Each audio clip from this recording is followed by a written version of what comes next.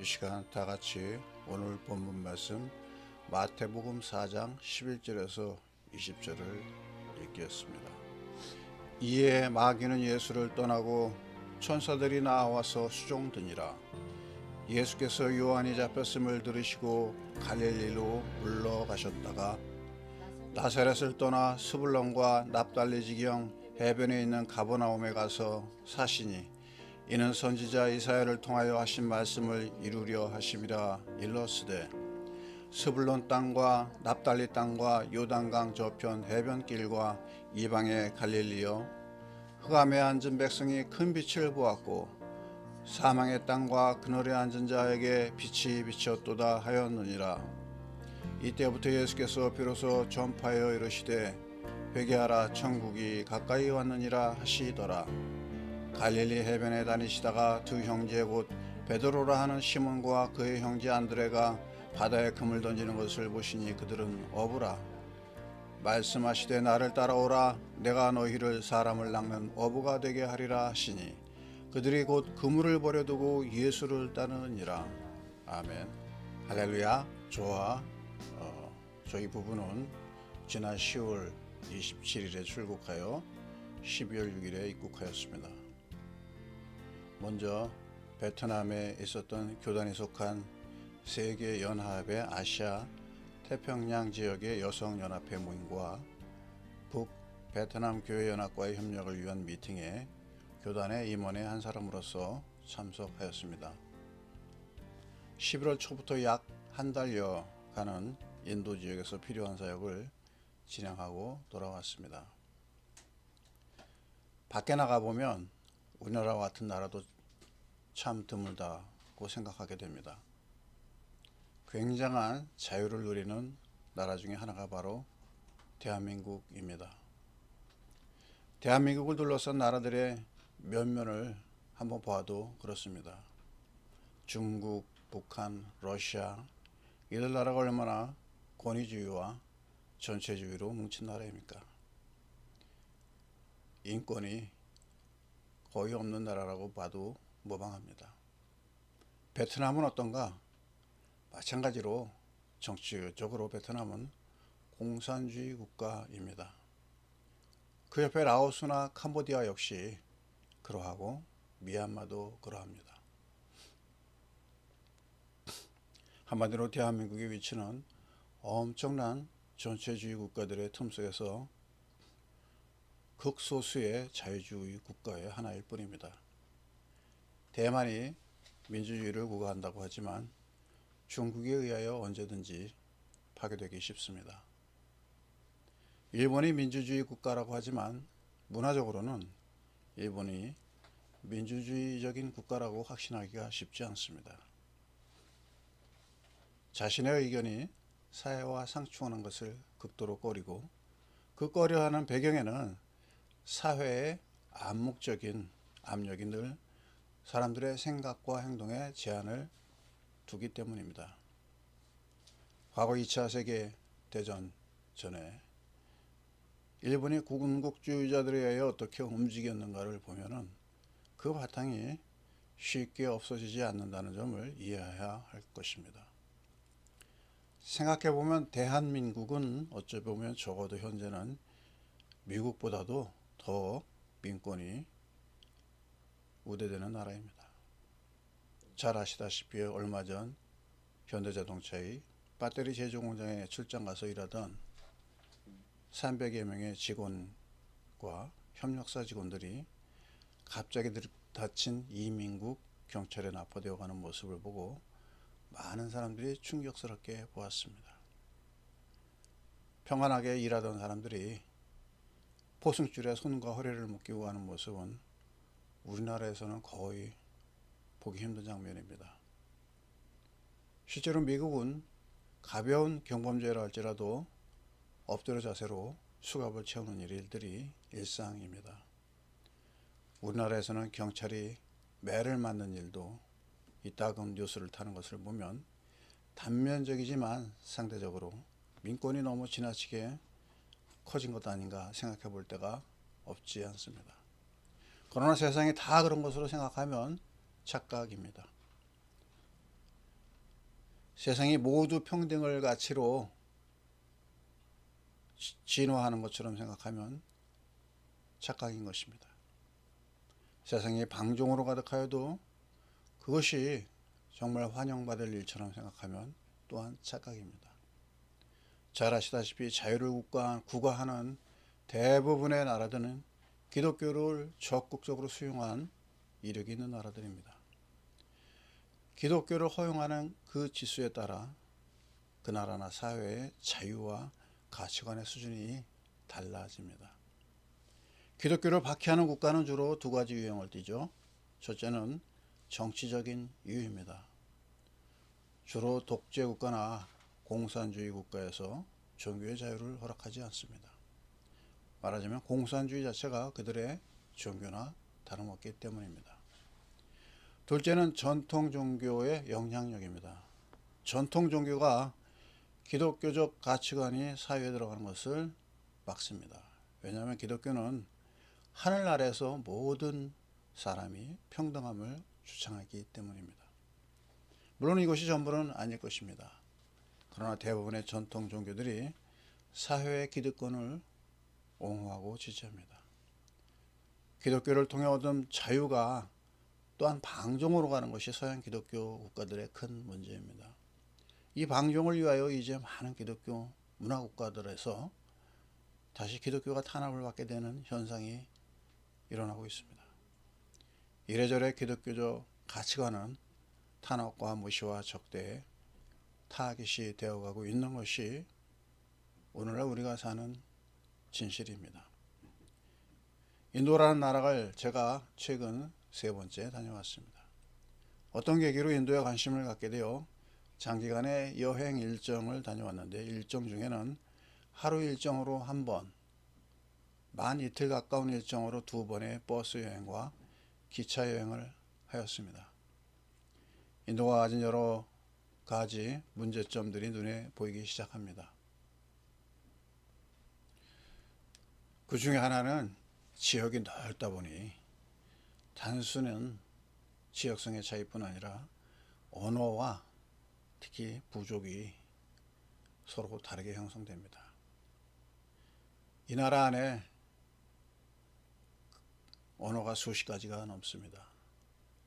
소소한 부족의 방언을 합치면 1000여 개가 넘는다고 합니다. 크게는 인종이 다르고 작게는 부족들이 서로 다릅니다. 북부 지역의 히말라야 주변을 제외하면 대부분 제가 경험한 바로는 평야지대에서 왕래가 그다지 어렵지 않을 것 같지만 실제로는 그렇지 않습니다. 왜 그런가 하니 또 다른 문제는 교통입니다. 그 넓은 땅덩어리에 살지만 인도가 도로는 상당히 협소합니다. 인구는 대도시 등에 집중되어 있어서 주택과 건물들이 차 있는데 도로에 대한 배려가 매우 빈약합니다. 아무래도 옛날부터 형성된 그 촌락의 구조화에서 도로를 확장하는 것 자체가 쉽지 않은 구조라고 이해가 됩니다. 우리나라의 경우 대부분 도시들이 확장되면서 신시가지를 중심으로 계획도시로 발전한 덕택으로 현대 도시들은 도로망이 잘 되어 있습니다. 인도 또한 국지적으로 우리나라와 같은 신도시 개발을 통한 계획적인 도시의 발달이 진행되리라 봅니다. 그러나 국토가 워낙 방대하여서 전국적인 의미의 개발은 상당히 더딜 것입니다. 아무튼 상당히 가능성이 풍부한 나라임은 틀림이 없습니다. 이제 과연 복음적 입장에서 볼 때 인도의 가능성은 무엇일까 하는 생각을 하지 않을 수가 없습니다. 복음의 특징은 무엇인가? 많은 측면에서 생각할 수 있지만 오늘 본문을 통하여 복음이 가진 특징을 살펴봄으로써 우리가 가져야 할 관심이 어느 곳으로 향할지 생각해 보고자 합니다. 복음은 세상적 가치와 어떤 관계를 가지는가? 복음은 세상적 가치의 음지에서 출발합니다. 세상의 조명을 받지 않는 곳에서 출발합니다. 빛나는 유산이 없는 곳에서 출발합니다. 물질의 풍요와 철학과 기술이 부족한 땅에서 오히려 시작합니다. 마치 하나님이 이 땅에 사람을 창조하실 때와 같습니다. 오로지 흙으로서 생명을 만드신 하나님의 속성이 복음 속에도 녹아 있습니다. 어떤 문명의 도움을 얻지 않고 탄생한 것입니다. 우리 생명의 본질이 이와 같습니다. 생명은 인공적인 어떤 것과 무관합니다. 생명은 순수한 자연, 즉 기술과 가공이 없고 인간의 철학과 신념 체계와 어떤 체계가 없는 곳에서부터 시작합니다. 생명은 오로지 하나님의 주권의 역사 안에 있기 때문입니다. 그런데 이 생명을 주제로 하여 수많은 종교들이 탄생하였습니다. 신화들은 생명을 다루고 있습니다. 그래서 늘 신화 안에 남신과 여신이 있고 그 남신과 여신의 관계로 또 새로운 신이 탄생합니다. 이런 과정 중에서 신화적 탄생의 주역이 되는 민족과 그렇지 못한 민족들이 구별됩니다. 신화들은 수많은 인종들을 상중하식으로 구분하고 지배와 피지배를 구분합니다. 종교들이 생명의 본질을 찾기보다 사회 질서와 계층화를 위한 도구가 됩니다. 주류와 비주류를 구별합니다. 대표적인 예가 바로 인도의 힌두교입니다. 힌두 세계는 생명과 율법과 세계관을 체계화하여 사회 질서를 계급화하였습니다. 브라만, 카사트리아, 바이샤, 수드라로 구분되는 우리가 흔히 아는 이 카스트 제도가 오늘날 21세기에도 유효한 나라가 인도입니다. 민주주의 정치 제도를 표방하지만 그래서 모든 국민이 한 표를 행사함에도 불구하고 이런 봉건적인 제도가 지배적이고 또 지배적인 그런 대표적인 나라입니다. 복음은 그러나 이러한 인간의 법제와 인간의 사고와 인간의 어떤 체계와 신념들을 초월하여 시작됩니다.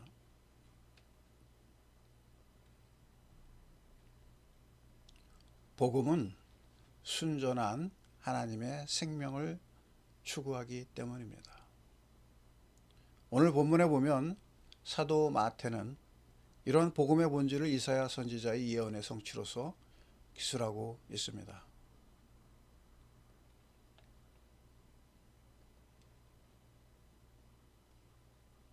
이는 선지자 이사야를 통하여 하신 말씀을 이루려 하심이라 일렀으되 스불론 땅과 납달리 땅과 요단강 저편 해변길과 이방의 갈릴리여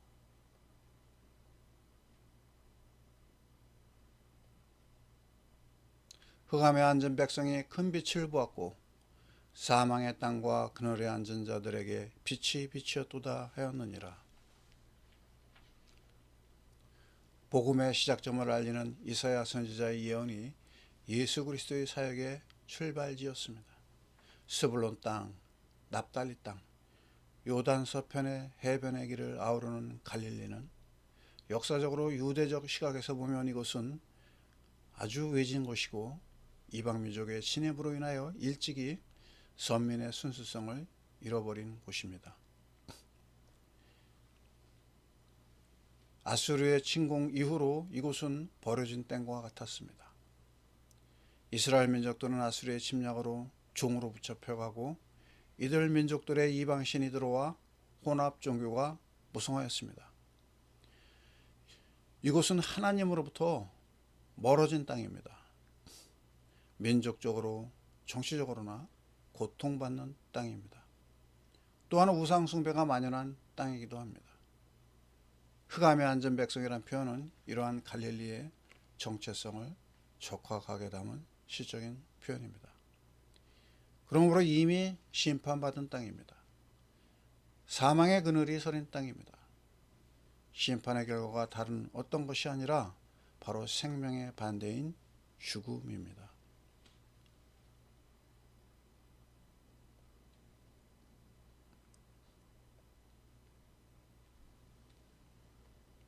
하나님의 관심은 살았는가 죽었는가에 있음을 오늘 본문의 이사야 선지자의 예언에도 그대로 나타나 있음을 알 수 있습니다.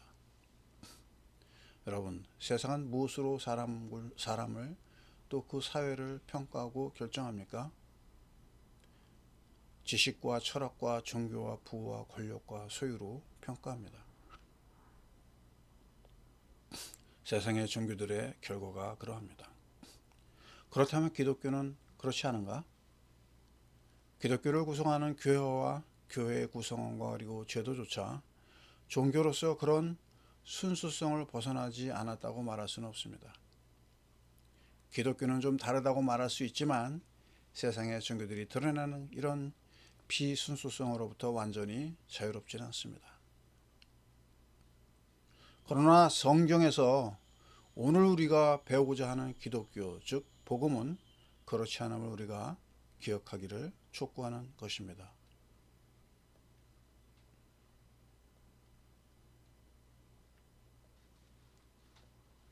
복음은 기독교와 무관하게 바로 심판의 대가인 죽음을 우리에게 기억하도록 합니다. 그런데 그 복음이 그런 심판과 죽음, 사망의 땅에서 일어난다는 것이 새롭고 신기한 일입니다. 그 복음의 첫 일성은 다름이 아니라 회개하라, 천국이 가까웠다 임을 사도 마태는 본문 17절에 기록하고 있음도 우리의 주목을 필요로 합니다. 여러분, 복음의 본질이 무엇인가요? 바로 이 예수 그리스도의 외침 가운데 발견됩니다. 회개하라. 다른 무엇이 필요 없습니다. 다만 회개가 필요할 따름입니다. 상당히 강압적으로 들릴 수도 있다고 봅니다. 비판적 시각으로 보면 얼마든지 비판의 대상이 될 만합니다. 요즘도 사람들 간에 이런 말들이 횡행합니다. 회개하세요. 목사들 간에도 이런 말들이 오갑니다. 어찌 보면 언어가 가진 한계를 인정하지 않을 수는 없습니다. 다짜고짜 앞뒤 안 가리고 어떠한 반대파를 설득이 아닌 면박을 주기 위하여 회개하세요 라고 외치는 것은 당연 오늘 본문이 전하는 바와는 다를 것입니다. 왜냐하면 사람이 외치는 회개하세요는 외치고 주장하는 사람의 그 자신의 기준이 담겨 있기 때문입니다. 사람의 기준 안에서 볼 때 회개하세요 하는 말은 불완전하고 온당하지 못할 가능성이 적지 않습니다. 그러나 오늘 본문 말씀에 예수 그리스도의 천국 복음의 말씀은 사람의 말이 아닙니다. 바로 생명이신 하나님께서 주시는 말씀이기 때문입니다. 여러분, 이 말씀이 우리에게 생명을 주시는 하나님의 말씀으로 바로 이해되고 받아들이고 그 말씀대로 회개하는 역사가 우리 가운데 일어나기를 강력히 소망합니다. 아멘. 하나님이 주시는 생명은 바로 회개와 함께 시작합니다. 하나님을 믿지 않은 죄, 계명에서 벗어난 윤리적인 죄를 포괄하여 하나님으로부터 벗어난 죄의 결과인 죽음을 벗어나는 길은 오직 한 가지, 회개에 있습니다. 회개의 복이 바로 복음인 것입니다. 왜냐하면 천국이 가까웠기 때문입니다.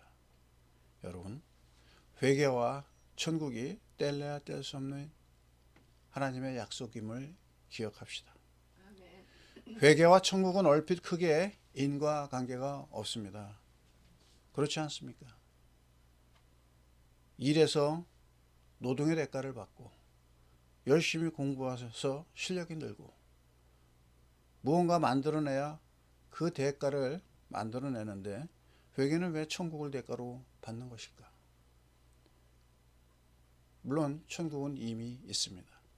그러나 회개하는 자에게 주어지는 것이 바로 천국이라는 것. 뭐가 크게 잘못된 것은 아닐까도 생각해 봅니다. 도대체 회개와 천국이 무슨 관계인가? 죽음의 땅에 필요한 것은 생명입니다. 이 생명이 회복되는 곳이 천국입니다. 그러므로 죽음의 원인인 죄를 돌이키는 것, 즉 회개가 바로 생명의 회복인 천국인 것입니다. 여러분, 오늘 본문의 이 말씀 가운데서 한 가지 더 느낄 수 있는 사실이 있습니다. 그것은 복음은 즉각적이라는 것입니다. 연구와 고뇌와 사고의 집대성이 아닌, 생각해보면 아주 단순한 선택이자 행위입니다. 회개에 어떤 대단한 명상과 고뇌와 해탈과 철학적 이론이 필요치 않습니다. 간단히 돌이키는 것이고 변화를 꾀하는 것이고 방향을 트는 결단인 것입니다. 사도 마태는 예수님께서 복음을 외치며 첫 번째 행하신 일의 한 예로서 제자들을 부르시는 내용을 오늘 본문에 기록하고 있습니다. 본문 18절입니다. 갈릴리 해변에 다니시다가 두 형제 곧 베드로라 하는 시몬과 그의 형제 안드레가 바다에 금을 던지는 것을 보시니 그들은 어부라. 말씀하시되 나를 따라오라. 내가 너희를 사람을 낚는 어부가 되게 하리라 하시니 그들이 곧 그물을 버려두고 예수를 따르니라. 아멘. 예수께서 시몬과 형제 안드레가 고기를 잡고 있는 현장에서 그들을 부르셨습니다. 나를 따라오라. 이 한마디를 들은 두 사람이 지체 없이 그물을 버려두고 예수를 따릅니다. 물론 구체적인 정황이 없이 사도 마태가 간결하게 기록하였지만 분명한 것은 그들이 지체 없이 예수를 따랐다는 것입니다. 이것이 얼마나 큰 복입니까? 여러분, 우리 안에도 이러한 즉각적인 방향 전환과 순종의 역사가 가득하기를 소원합니다. 아멘. 나를 따르라는 예수 그리스도의 촉구가 열린 귀로 들려오기를 소원합니다. 아멘. 그분의 권위를 알아보고 그 권위 앞에 순복하는 선택의 즉각적인 선택의 역사가 일어나기를 소원합니다. 즉각적인 순종, 이것이 바로 회개의 결과입니다. 아멘. 회개한 자가 무슨 따질 것이 있겠습니까? 이따금 목숨만 살려주십시오 하는 죄인의 소리가 사극이나 영화에서 등장합니다. 목숨을 살리는 생명의 일이라면 무슨 따질 일이 많겠습니까? 물론 살기 위하여 말하는 순간은 진실일지라도 나중에 대부분 그런 자들은 배신을 하는 것이 거의 예외가 없습니다. 그러기에 주님의 명령에 순복함은 거짓 맹세가 아니라 진정한 회개이어야 합니다. 이어서 21절에서는 세베대의 두 아들 야고보와 요한을 또 부르십니다. 그들은 아버지와 배를 버려두고 예수를 따랐습니다.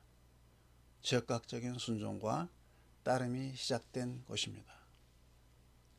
회개는 이러한 즉각적이고도 현실적이면서도 진실성이 꽉 찬 결의와 행동을 가져오는 것입니다. 왜냐하면 생명이 관련되기 때문입니다. 세상의 모든 종교들이 제도화되면서 생명보다는 다른 것을 추구합니다. 사회 질서의 명시적인 혹은 암묵적 조정자가 되려고 합니다. 정치의 배경이 됩니다. 그러나 복음은 오로지 생명을 추구합니다. 그것이 바로 천국입니다. 여러분, 천국을 소유하고자 합니까? 그러면 지체 없이 예수 그리스도의 복음에 귀 기울이십시오. 그리고 그 복음의 말씀에 순종하십시오. 바로 회개입니다. 그리고 천국을 소유하고 소망하고 누리시기를 바랍니다. 아멘. 그 결과가 무엇인가요? 이 땅에서는 가장 어두운 곳에서 표현하는 회복과 생명입니다. 오늘 본문 이후에 마태는 그 결과들을 기록하고 있습니다. 마태복음 4장 23절입니다.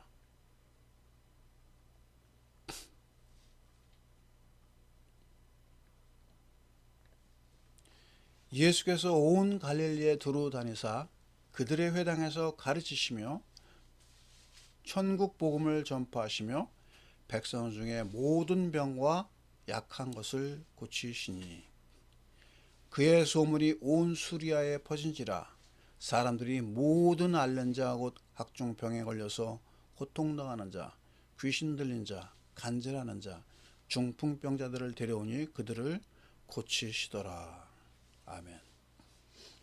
주님이 임하신 곳에서 새로운 지식이 설파되었습니다. 바로 생명의 복음의 원리와 능력입니다. 그리고 죽음으로 가는 질병들과 인간의 육신의 연약함들이 치유를 받습니다. 앓는 자, 병 중에 고통받는 자, 귀신 들린 자, 간질하는 자, 중풍 병자들을 고치셨습니다. 복음이 이르는 곳에서 이런 치유의 역사가 일어납니다. 사람이 가장 취약한 것이 바로 자신의 질병입니다. 이런 질병도 주 예수 그리스도의 이름으로 고침받는 역사가 우리 가운데 일어나기를 축복합니다. 아멘. 무엇보다 마음의 질병인 불신앙에 치유받아야 합니다. 이것이 영원한 천국으로 가는 복음의 비밀인 것입니다. 우리 마음의 불신앙과 악한 것을 치유받도록 믿음으로 고백하고 회개에 기도하기를 축복합니다. 예수 그리스도의 권위가 드러나도록 성도의 삶이 또한 예수께 대한 믿음으로 순종으로 채워질 때, 즉 제자의 삶을 그 길을 갈 때 우리 삶 가운데 스승이신 그리스도의 능력이 드러날 것임을 믿습니다. 아멘. 끝으로 인도라는 나라도 중북부 지방을 중심으로 힌두교의 중심지는 핍박이 거셉니다. 그나마 인도의 외지 또는 변방인 동북부 지역의 주가 기독교 인구가 높은 편입니다. 오늘 본문처럼 갈릴리와 같은 지역입니다. 지금 힌두교 중에서도 복음을 받아들이는 경우들이 있지만 역시 변방의 지역, 즉 힌두 세계관에 밖에 존재하는 민족들을 영어로 트라이브라고 스스로 일컫는데, 특히 이 트라이브들 중에서도 가정교회가 크게 부흥하고 있습니다. 제가 이번에 동참했던 이 세미나도 가정교회 지도자들이 모이는 세미나가 여러 도시에서 순차적으로 가졌던 것입니다. 인도는 땅도 넓고 민족과 언어가 많아서 그 한 나라가 하나의 세계와 같습니다. 세상 어떤 나라가 들어와서 인도를 한쪽으로의 변형은 불가한 곳처럼 보입니다. 이런 배경 때문에 또한 선교적 가치가 큽니다. 이번에 다녀온 곳 중에 한 곳이 펀잡 지역입니다. 이 펀잡은 우리나라로 치면 강원도와 비슷합니다. 같은 언어를 쓰는 곳인데 파키스탄과 인도가 분할하고 있기 때문입니다. 저는 이곳이 이슬람이 강한 곳으로 알고 있었는데 이곳의 주류는 시크교도라고 합니다. 시크교는 이슬람과 힌두의 중간점 되는 교리를 가지고 있는데 이들은 타 종교에 대해서 다소 관대하다고 합니다. 그래서 이곳에서는 기독교 집회에 대한 감시가 덜했습니다. 그래서 집회도 시내의 호텔에서 했습니다. 펀잡주와 인도의 동북부 지역 그리고 남부 지역에서의 복음의 확산을 바라며 기도해 주시기 바랍니다. 현재 인도의 모디 정부는 힌두 강성으로 알려져 있고 많은 주에서 교회와 가정교회를 향한 탄압이 주정부 또는 주정부의 묵인하에 힌두인들의 집단적 핍박을 당하고 있습니다. 위하여도 함께 기도해 주시기를 바랍니다. 기도하겠습니다. 하나님 아버지, 예수 그리스도의 복음의 말씀이 우리 마음의 귀에 들려지게 하옵시며 즉각적인 회개와 순종과 돌이켜 따름의 결단이 행하여지게 하옵소서. 또한 그리스도께서 주신 생명과 천국이 우리 가운데 실현되게 하옵소서. 변박에서 흑암의 땅에서 시작한 복음의 참 가치를 알고 복음에 순복하는 역사가 나라와 세계 만방에서 일어나기를 기도합니다. 감사하며 우리 주 예수 그리스도 이름으로 기도합니다. 아멘. 나를 만드시고